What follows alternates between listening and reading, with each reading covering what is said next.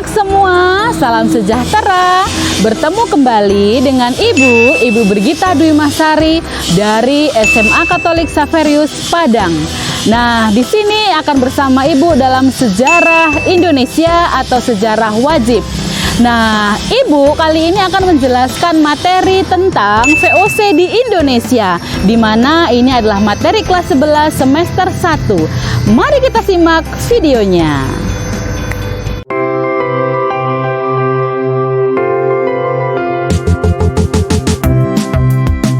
Tujuan pembelajaran kita yang pertama, kalian akan memahami tentang peran VOC yang ada di Indonesia. Dan yang kedua, kalian akan memahami apa dampak dari keberadaan VOC ketika VOC berada di Indonesia. Sudah siap anak-anak Ibu untuk menyimaknya? Kita mulai ya. Apa itu VOC? VOC atau Verenigde Oost Company merupakan perusahaan dagang yang dibuat oleh Belanda tanggal 20 Maret 1602.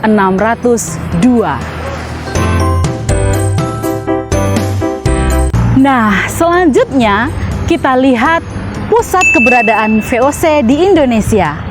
Nah, ketika tahun 1619, keberadaan VOC pertama kali terletak di Banten. Tetapi sejak VOC dikuasai oleh J.P. Coen, markas besar VOC berpindah ke Batavia. Dan di Kota Padang sendiri juga ada markas besar VOC, yaitu di sekitaran Kota Tua atau Pelabuhan Muara pada saat ini.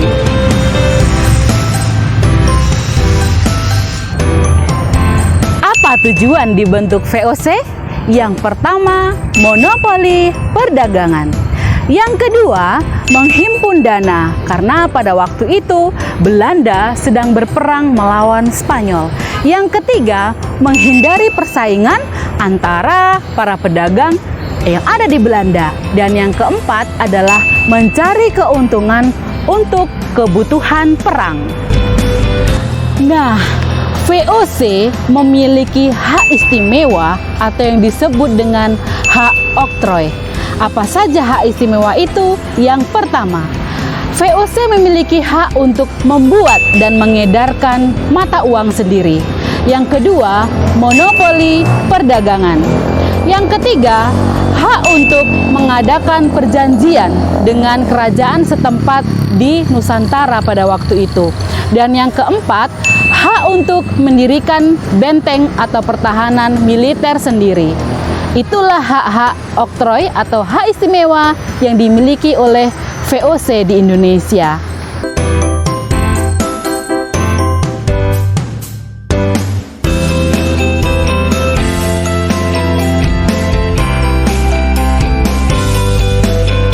Apa kebijakan VOC? VOC punya kebijakan yang diterapkan di Indonesia. Yang pertama, ekstirpasi atau memusnahkan tanaman berlebih agar harga tanaman tetap mahal di pasar ekspor. Yang kedua, pelayaran hongi atau hongitochen, yaitu mengawasi perdagangan agar tidak dimasuki oleh pedagang lain. Yang ketiga, monopoli atau menguasai perdagangan. Dan yang keempat adalah divide et impera. Tentu anak-anak Ibu kita tahu apa itu divide et impera. Bagaimana Belanda berusaha untuk memecah belah bangsa Indonesia untuk tercapai penguasaan di Indonesia.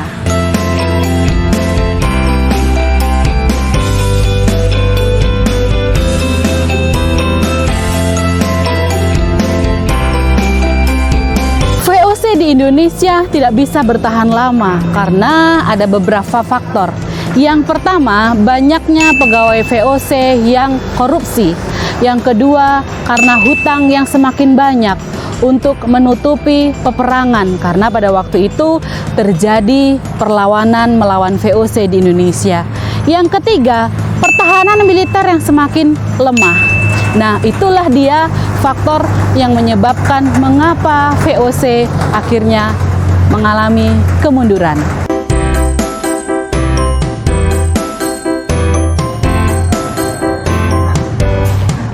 Nah, lalu Ibu akan masuk kepada kesimpulan.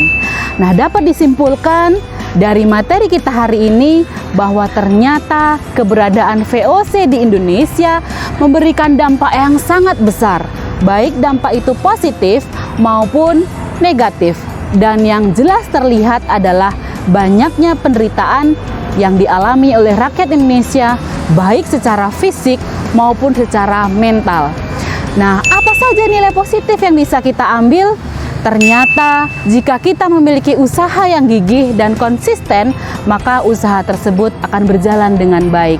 Tentunya kita harus memegang nilai keikhlasan, jujur, dan integritas. Baiklah, cukup sampai di sini. Semoga kalian bisa menyimak dengan baik. Dan sampai jumpa di video selanjutnya.